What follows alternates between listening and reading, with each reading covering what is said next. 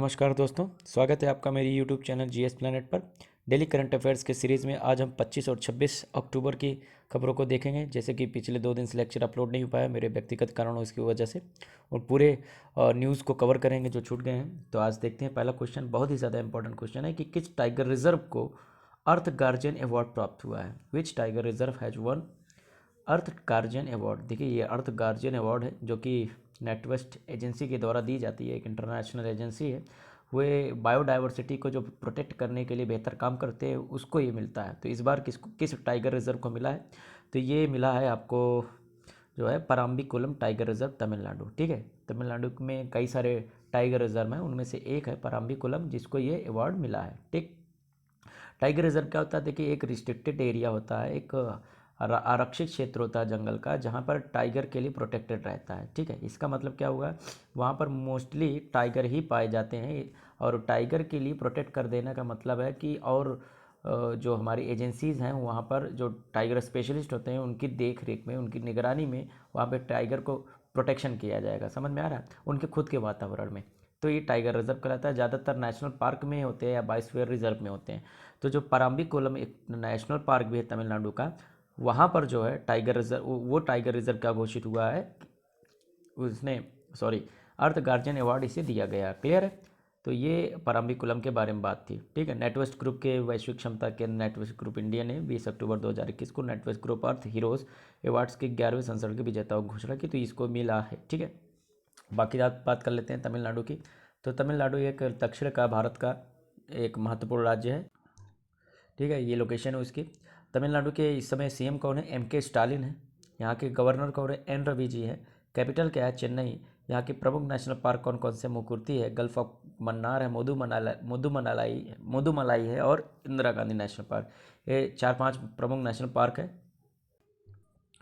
Biosphere reserve की बात करें तो यहाँ पे नीलगिरी बायोस्फीयर रिजर्व है, बेहतरीन biosphere reserve. World heritage site यानी कि विश्व विरासत स्थल में बहुत सारे विश्व विरासत स्थल हैं, जैसे महाबलीपुरम टेम्पल है, बृहदेश्वर टेम्पल है, नीलगिरी माउंटेन रेलवे। ये 3 प्रमुख यहाँ के वर्ल्ड हेरिटेज साइट है, विश्व विरासत स्थल है, जो यूनेस्को के द्वारा घोषित होते हैं, जिनका विश्व में जो है एक पहचान होती है, सांस्कृतिक या पर्यावरण की दृष्टि से पहचान होती है। ठीक है, क्लासिकल डांस की बात करें, यहाँ के शास्त्रीय नृत्य भरतनाट्यम फेमस है, एग्जाम में पूछ लिया जाता है।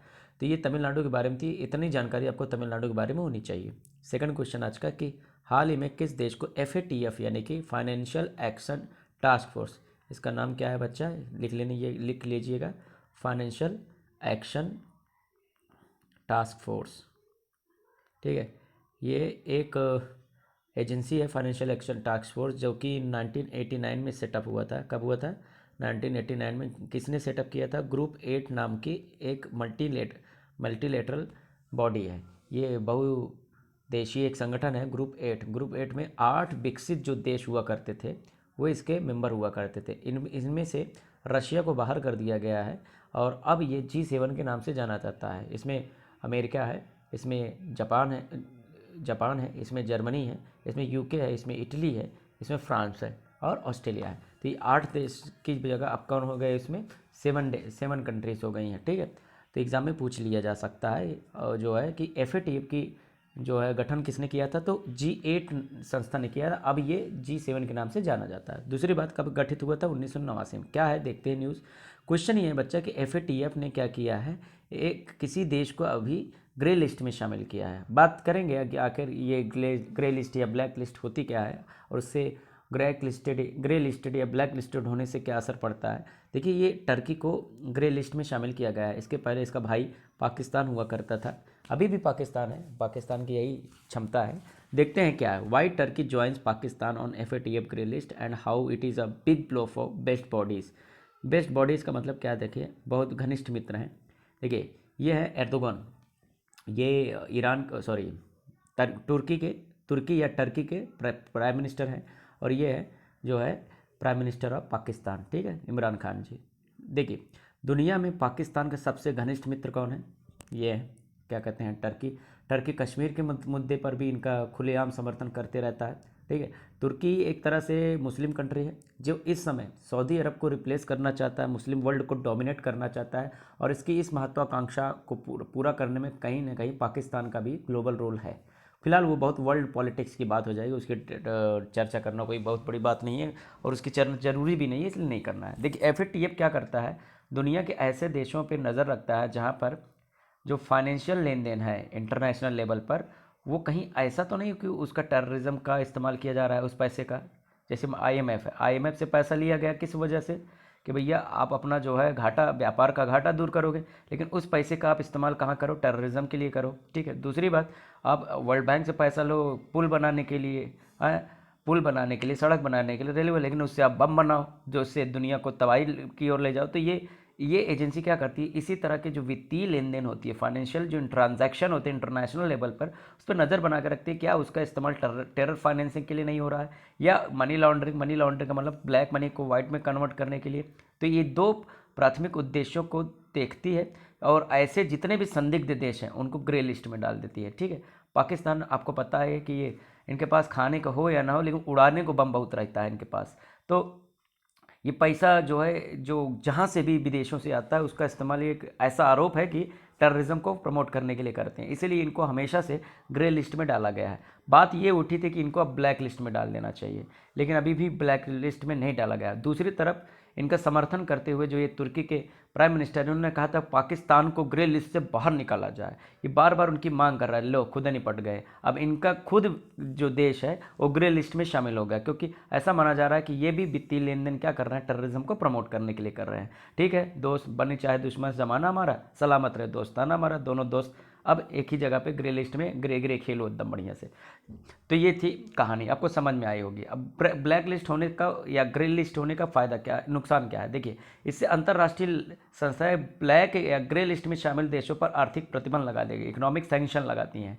दूसरा, जो पूंजी प्रवाह जीडीपी के मुकाबले औसतन 7.6% तक कम हो जाता है। इसका मतलब है जो कैपिटल फ्लो है, कैपिटल फ्लो का मतलब जो उस देश के अंदर विदेशी पूंजी का एक प्रवाह है, फ्लो है, वो बहुत ज़्यादा कम हो जाता है। दूसरी बात, विदेशी जो प्रत्यक्ष निवेश है यानी कि एफडीआई है, उस पर भी असर पड़ता है, यानी विदेशों से फंडिंग कम हो जाती है, लगभग ख़त्म हो जाती है। तो ये बहुत बड़ा नुकसान होगा। आइए देखते हैं तुर्की के बारे में।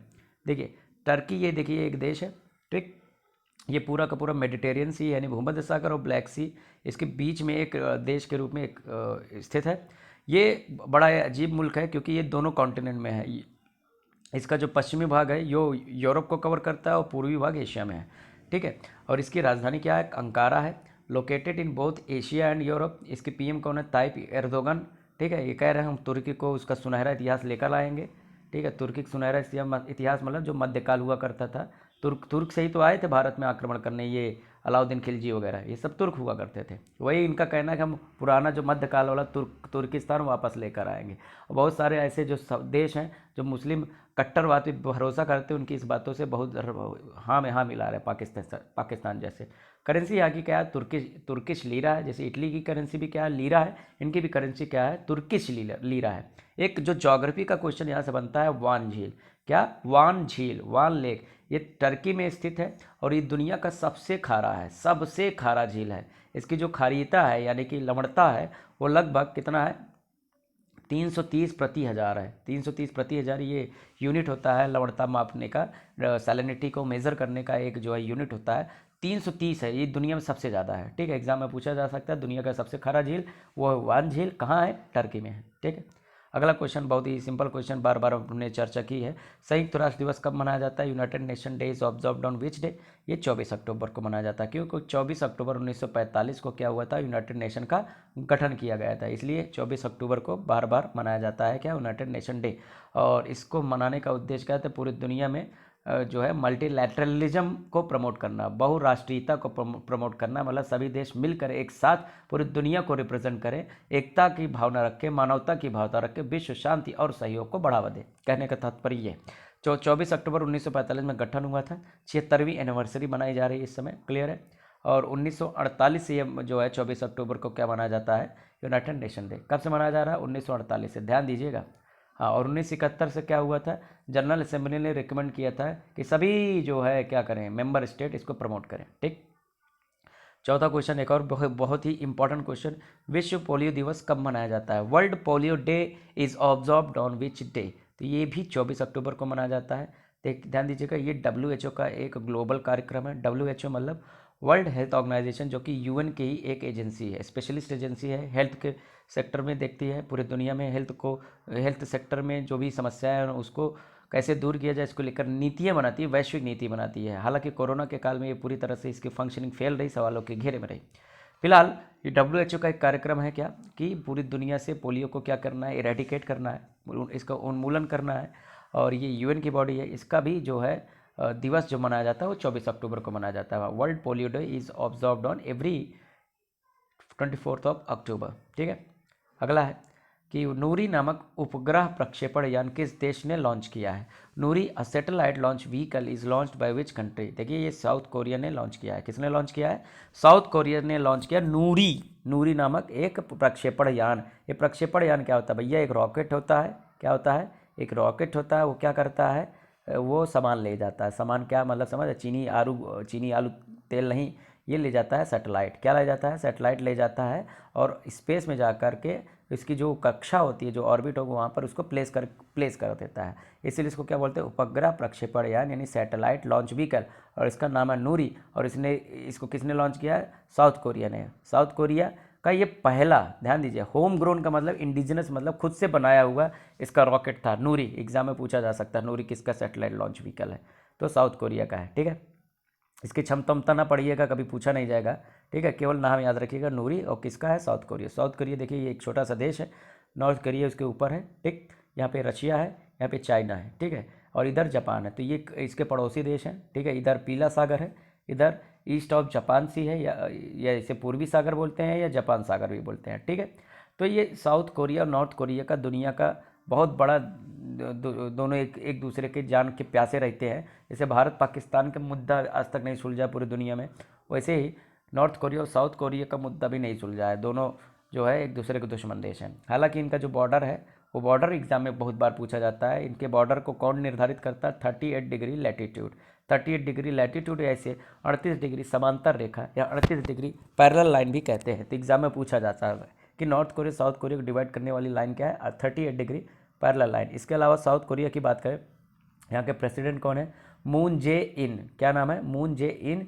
साउथ कोरिया कैपिटल क्या है? सियोल। क्या है? सियोल दिख रहा है। ठीक, और यहाँ की करेंसी क्या है? वन। क्या है? वन। ठीक, वन माने जंगल नहीं, इनका अपना लोकल नेम होता है। ठीक है, छठा क्वेश्चन आज का, शिजियान 21 नामक उपग्रह किस देश ने छोड़ा? ये भी अगेन बहुत ही इंपॉर्टेंट क्वेश्चन है। Which country has launch Shijian 21 satellite? ये सैटेलाइट है, पूरी तरह से सैटेलाइट जो पृथ्वी के चक्कर लगाएगा। ठीक है, ये चाइना ने छोड़ा। किसने लॉन्च किया? चाइना ने। क्या ये देखते हैं क्या करेगा ये? देखिए ये सैटेलाइट लॉन्च किया है, इसका काम क्या है? जो स्पेस में डेब्रीज है, क्या है? डेब्रीज का मतलब क्या होता है? समझते हैं? नहीं समझते हैं? स्पेस कचरा। कचरा से केवल यह हिंदुस्तान में नहीं होते या दुनिया में नहीं होते। अब मानव ने कचरा कहाँ फैला रखा है? स्पेस में भी। जहाँ मानव घुसेगा कचरा जरूर करके आएगा। ठीक है, तो स्पेस में कचरा कैसा? जो हमने हर देशों ने क्या किया, अपने अपने सैटेलाइट लगा रखे हैं, वो घूम रहा है पृथ्वी, जिससे पूरा पूरा कम्युनिकेशन काम कर रहा है। ये मोबाइल हम चला रहे हैं, इसमें भी सैटेलाइट का काम है। ठीक, तो जो सैटेलाइट लगातार घूम रहे होते हैं, जब वो नष्ट हो जाते हैं, क्या हो जाते हैं? सौर तूफान आते हैं, वहाँ से सूर्य की तरंगें गुजरती हैं, या आपस में एक दूसरे से टकरा के एक्सीडेंट हो जाता है, तो वहाँ पर क्या होते हैं? ये कचरे जो होते हैं स्पेस के, सॉरी ये सैटेलाइट के, उसी स्पेस में ये राउंड कर रहे होते हैं, ये घूम रहे होते हैं, तो इसे कहा जाता है कचरा, स्पेस डेब्रिस कहा जाता है। तो ये जो सैटेलाइट है, कौन सा वाला? चाइना वाला है, ये उन्हीं स्पेस डेब्रिस के ऊपर नज़र रखेगी ये, और ये बताएगी इसको कैसे यहाँ से रिमूव करना है, कैसे इसको डिस्पोज करना अच्छे तरीके से। तो ये अपने आप में बड़ा ही अनोखा उपग्रह है जो चीन द्वारा छोड़ा गया। नाम याद रखिएगा, शिजियान। ठीक है, चाइना की बात कर ले। क्या बात कर ले? चाइना या दुनिया का नेता बनने जा रहा है। ठीक है, अपने आप को जो है बहुत ज़्यादा ग्लोबल लीडर के रूप में प्रेजेंट कर रहा है। इसकी राजधानी क्या है? बीजिंग। इसके प्रेसिडेंट कौन है? Xi Jinping. क्या? जी जिनपिंग भी लिखा रहता है, शी जिनपिंग भी रहता है, शी जिनपिंग भी लिखा रहता है, जो समझ लो। करेंसी यहाँ की क्या है? रेनमिनबी है। चाइना की राजधानी आपको बता ही दिया, बीजिंग है। देखिए चाइना की ये नदी है जिसका नाम है क्या? वांगहो। क्या नाम है? वांगहो। ये चाइना का शोक कहा जाता है। क्यों कहा जाता है? बहुत बड़ी नदी है और ये बाढ़ लाती है। और चाइना की सबसे लंबी नदी कौन है? यांगसी। क्या है? यांगजी। ठीक है, यांगजी और वांगहो, ये दो यहाँ की प्रमुख नदियाँ हैं, एग्जाम में पूछ ली जाती है। ठीक है, आगे देखते हैं सातवां क्वेश्चन आज का। हाल ही में किस संस्था ने गरुड़ नामक मोबाइल एप्लीकेशन अपलोड है, ये लॉन्च किया है, ऐप लॉन्च किया है। Which body has recently launched Garuda mobile app, एक एप्लीकेशन लॉन्च किया है। CAG election commission of India, UPSC यानी union public service commission, RBI यानी कि रिजर्व बैंक ऑफ इंडिया। ये सब अपने आप में बहुत ही महत्वपूर्ण संस्थाएं हैं। किसी दिन मैं इनके बारे में अच्छे से समझा दूंगा, टेंशन मत लीजिएगा। CAG election commission of India, UPSC और RBI। ठीक, सही आंसर इसका क्या होगा? Election commission of India. क्या होगा सही आंसर बच्चा इसका? इलेक्शन कमीशन ऑफ इंडिया, भारतीय निर्वाचन आयोग। तो भारतीय निर्वाचन आयोग ने क्या किया है? देखो, गरुड़ एप्लीकेशन लॉन्च किया to ensure online mapping of polling station. देखिए, जो पोलिंग स्टेशन होते हैं यानी चुनाव कराने के जो बूथ होते हैं जहाँ पर चुनाव कराए जाते हैं, उनकी जो डेटा है अब क्या करेगा, अब ऑनलाइन ही इसी एप्लीकेशन में आपको मिल जाएगा। जैसे कि आपको पता करना है कि नियरेस्ट पोलिंग बूथ कहाँ है, तो यहाँ पर आपको सैटेलाइट के माध्यम से बता देगा वहाँ पे भीड़ है कि नहीं है और क्या है, पूरा का पूरा ऑनलाइन जो है स्टेटस आपको मिल जाया करेगा। तो ये अच्छा रहेगा। तो एक तरह से ये इलेक्शन कमीशन अब डिजिटल हो रहा है, जो कि भारत के हित में है। ठीक है, तो ये एग्जाम में पूछा जा सकता है गरुड़ ऐप किसने लॉन्च किया है। ठीक है, इलेक्शन कमीशन ऑफ इंडिया से देखते हैं क्या क्या क्वेश्चन बनता है जो एग्जाम में। सबसे पहली बात, इसकी स्थापना कब हुई थी? तो 25 जून 1950 की इसकी स्थापना हुई थी। When it was established on 25 जनवरी 1950, संविधान लागू होने से ठीक एक दिन पहले। और इसी दिन क्या मनाया जाता है? राष्ट्रीय मतदाता दिवस, नेशनल वोटर डे भी इसी दिन मनाया जाता है। ठीक है, आर्टिकल कौन सा है जहाँ पर इलेक्शन कमीशन का वर्णन है? तो 324 आर्टिकल है, याद रखिएगा। 324 आर्टिकल में इलेक्शन कमीशन का वर्णन है। पहले CEC कौन है? चीफ इलेक्शन कमिश्नर, यानी कि प्रथम चुनाव आयुक्त, मुख्य चुनाव आयुक्त कौन थे? सुकुमार सेन। और पहले महिला चुनाव आयुक्त कौन थी? अगर बात करें मुख्य चुनाव आयुक्त तो रमा देवी जी। नंबर ऑफ कमिश्नर कितने होते हैं? एक समय में 3 चुनाव आयुक्त होते हैं, जिनमें से एक मुख्य चुनाव आयुक्त होता है। जैसे वर्तमान में चुनाव आयुक्त, मुख्य चुनाव आयुक्त कौन है? सुशील चंद्रा जी हैं। कौन है? सुशील चंद्रा जी मुख्य चुनाव आयुक्त हैं, यानी कि चीफ इलेक्शन कमिश्नर है। बाकी 2 और भी कमिश्नर होते हैं। एक का नाम है अनूप चंद्र पांडे। क्या नाम है? अनूप चंद्र पांडे। और एक और है, उनका नाम आपको बताना है कि 3 चुनाव आयुक्त होते हैं, जिनमें से एक कौन होता है? मुख्य, और एक होते हैं जो है उनके साथ, और दूसरे एक और होते हैं। तो इनका वाला आपको बताना है नाम, कमेंट करिएगा। ठीक है, याद हो जाएगा आपको, कमेंट करेंगे। और सभी की नियुक्ति कौन करता है? प्रेसिडेंट करता है। और सभी हटाया कैसे जाता है? राष्ट्रपति के द्वारा हटाया जाता है। लेकिन कैसे हटाया जाता है? जैसे सुप्रीम कोर्ट के जज हटाए जाते हैं, ठीक उसी तरह से हटाया जाता है। अब सुप्रीम कोर्ट के जज कैसे हटाए जाते हैं, इसकी एक लंबी सी प्रक्रिया है, वो जानने की ज़रूरत नहीं है। बस इतना समझिए, जैसे जिस प्रक्रिया से सुप्रीम कोर्ट को हटाया जाता है, सुप्रीम कोर्ट के जज को हटाया जाता है, उसी तरह से कमिश्नर भी हटाए जाते हैं। आज का लास्ट क्वेश्चन, हाल ही में किस भारतीय अभिनेता को दादा साहब फाल्के पुरस्कार से सम्मानित किया गया? हालांकि इसकी घोषणा बहुत पहले हो गई थी, अब इन्हें आज दादा साहब फाल्के का पुरस्कार दिया गया है। Recently which actor has been given Dada Saheb Phalke award? तो वो ये कौन है? रजनीकांत जी। साउथ के, इनको गॉड ऑफ साउथ भी कहा जाता है, इनको भगवान की तरह पूजते हैं। हमारे देश में यही एक सबसे घटिया बात है कि किसी को भी आप उनके कला की प्रशंसा करिए, आप उनके प्रशंसक हो जाए, लेकिन भगवान क्यों बना देते हो यार? ईश्वर क्यों बना देते हो? आपके यहाँ ईश्वर की कमी है क्या? लेकिन फिर वही बात हो जाती है। लेकिन किसी की भावनाएं कंट्रोल भी रखो भाई, कंट्रोल उदय कंट्रोल। ठीक है, कोई बात नहीं। इनको जो है दादा साहब फाल्के अवार्ड मिला है क्योंकि सिनेमा में इनका उत्कृष्ट योगदान रहा है, और ये सिनेमा में सबसे बड़ा पुरस्कार होता है दादा साहब फाल्के। तो आज 8 क्वेश्चन था, आज जो हमने 8 क्वेश्चन देखे, होपफुली समझ में आए होंगे। नोट कर लीजिएगा, बहुत इंपॉर्टेंट क्वेश्चन थे। तो आज के लिए मित्रों इतना ही। PDF आपको हमेशा की तरह कहाँ मिलेगा? डिस्क्रिप्शन में लिंक दे दूंगा, वहाँ से ले लीजिएगा। थैंक यू ऑल, आज के लिए इतना ही।